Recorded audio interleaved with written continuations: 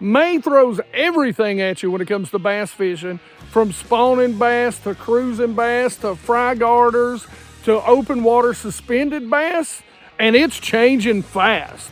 You can't just fish one pattern this time of year. You've got to be ready for things to change.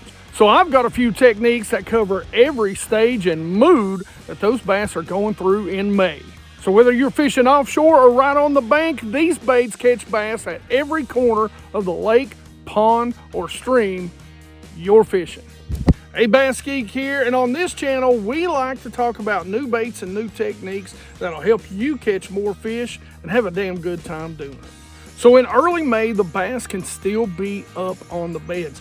There can even be waves, depending on where you are in the country, especially in my area, that are still coming.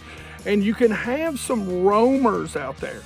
Some big females, whether they're coming to the beds or leaving the beds. And one of the baits that we've discovered that works extremely well in that situation are finesse swim baits. Really finesse, 3 inches and under. So when they're really stubborn or they're really in that negative mood, you just want something small, just a little morsel to swim by, they'll take advantage of it. This is the Demiki Armor Shad Paddle Tail, and this is one of my favorite colors for clear water, American Shad. But another time I like to throw a swim bait, and I like to throw a little bigger swim bait this time of year, and that's the last 2 weeks in May. A lot of times, once those bass are done feeding, the shad have spawned, those bass are starting to move out to their deep haunts for the summer. And what I love to throw out on those deep points and deep creek ledges or river ledges is a little bigger swim bait like this from Ramsey's Baits. There's nothing better than throwing some big 5, 6, 7, even 8-inch swim bait down there deep and slow rolling it. You're going to catch some big bass doing that in May. And that was number 5 on the list. Next up, it's got to be topwater. It is topwater season, geeks, and you know this is going to climb the list quickly as we get into May and June. And 2 of my favorites for post-spawn bass and summer bass are going to be these 2. You know I love my one knocker by Hedden. This is the Pearl Melon. This is what I call the clear water killer right here. I've caught so many big bass. I've had such a good time fishing this bait in a lot of these Highland Reservoir clear lakes. I've been through, this is probably the 3rd or 4th, like you just don't lose a lot of them, and you can already see how much this one's had the paint beat off of it. And a bait that's really come on strong for me the past few years has been this. This is the Prank. This is a hybrid between a popper and a crankbait, which I don't really know if that's true. It's not how I've really fished it. You know, I'm not fishing it on the bottom like a square bill. But if you really want to see a video on how to fish this, stay around till the end and I'll put a link to a video where I go into detail. This little bait right here, during the summer, during the winter, I have caught so many bass just year round on this and caught them up from like 30, 35 feet deep on this thing. You got to fish it a little bit different. It's not going to walk for you, but it's really got a walk to it. And this is my favorite color. This is called Moonphase. So I've got my second favorites right here, and they do a little bit different.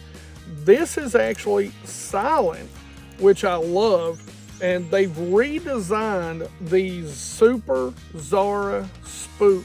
So it's tail weighted, you're gonna cast it a mile, it walks incredibly well, and I love the clear one when the bite gets tough. It's incredibly, I mean, it's good. It was one that we had to turn to last year because nothing else would work. I'll be honest with you, I don't know what this is. I like it for smallmouth. I don't remember the name. Again, links in the description. If you want to, please scan this QR code or go to the links in the description and make sure you bookmark these, whether it be on your phone, your laptop, your computer. Anytime you go out to Tackle Warehouse, please use my links, because it helps us out. Like I always say, we're not in the office. We're not making videos in the garage. We're out here on the water fighting the bugs off, trying to keep them out of my eyes right now, making these videos in Mother Nature, from cold to hot to rain to whatever it throws at us, thunder and lightning sometimes. But anyway, this is another great bait. And my second go-to popper, now listen, this is an expensive popper, okay? I'm not gonna lie, I don't remember how much it is. I think it's like somewhere between $15 and $20 something. And forever and a day, I resisted the Royal Rico from Lavina Lures. Two of my friends, Richard Casey, who used to own Bass Munitions, and my buddy Jared from Die Hard Anglers, talked about these all the time. Talked about how they caught them during the winter time, during the summertime, during the spring. And I will tell you, I did not believe them. So I spent a little bit of money, went out and picked me up a couple. And I've been out catching bass over 130 foot with a bone version of this. This is my Clearwater color, and I think this is natural shad. I don't know. Again, I'll put it in the links. But they work, and I don't know what it is, but they seem to work better than any popper I've ever used when it comes to a pure popper. So this is one that I'm going to walk or I'm going to chug. A little different than the prank, more your traditional style. And that's number 4 on the list. So during the spawn, sometimes the bass love to get between or close to logs or stumps. And there's a few different ways that I like to fish for those. One of them is a Texas rig, and I love to flip for them.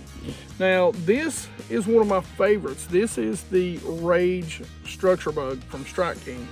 This is a watermelon red, and I love to tip the claws with a little bit of chartreuse. And you'll notice I don't pull them apart, because if you look at this, it actually looks and has the great profile of a small bluegill or panfish of some sort. And so I like it to have that tail flutter down instead of the crawl kick. Now sometimes, and of course I always say, let the bass decide what they want, but if you flip this in, trust me, they're going to eat this. Of course I peg it. There is a great peg kit from Amazon, again not sponsored by this company, but like 1,080 different pegs or pieces. It's incredible. There's a link in the description. And this is the Angler Tungsten. My go-to flipping weight is probably a 3/8 ounce, a little bit heavy, but I will flip some pretty deep water in the lakes that I fish. You can go down to a quarter or even less if you're shallower. Now, the hook that I like to use when I'm flipping, this is a Trocar.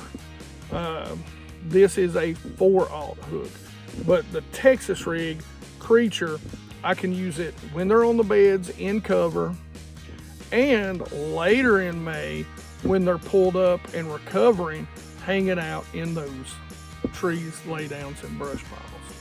So now if you ever hear me talk about the little green worm bite on my channel, this is what we're talking about. There's been a lot of different variations of that over time, but that just means the smallmouth are on the bed. And that's when I like to throw a Texas rig finesse worm. Again, two of my favorites are the Yum finesse worm, and I love this in the green pumpkin blue flake. And from Bass Munitions, their little green worm, this is bold bluegill. That's 3 on the list. So one of my favorite times of year is actually the shad spawn. I love this time of year because in my lakes and the clear lakes that I fish, I get to throw a spinnerbait a whole lot, and it just gets crushed. And last year we kind of discovered a spinnerbait that I really love. Now I make a little modification. Generally this spinnerbait has a gold kicker blade on it. I'll bend this out, take that gold kicker blade off so that we've got a single blade. Now these are made extremely well. These are Booyah. Forget the name of the bait again, links in the description, but this is a bone color and they are made with top-notch components. These are Hildebrandt blades, Hildebrandt swivels, great heads. Love this bait. I team it up this time of year with a Fat Albert, I believe in pearl, which is from Zoom. I don't know what it is, but that combination right there just gets destroyed. And that is number 2 on the list. One of my favorite bites of the year, and I swear to you, it seems like I miss the high point or the best of this bite every single year. Every once in a while I'll hit it just right, but it seems like I tend to miss it. And that is the floating worm bite. Now that comes from the time they're on the bed until the time they're garden fry. And a few of my favorite colors, again, links will be in the description, is this. This is Sherbert and one of the very original floating worms. So here's 2 other colors. These are both by Bass Munitions that I love. And this is my number 1 color, pink, or as us anglers call it, because I don't fish with pink, bubblegum. And probably one of the most famous and about everybody's favorite floating worm color is methylate.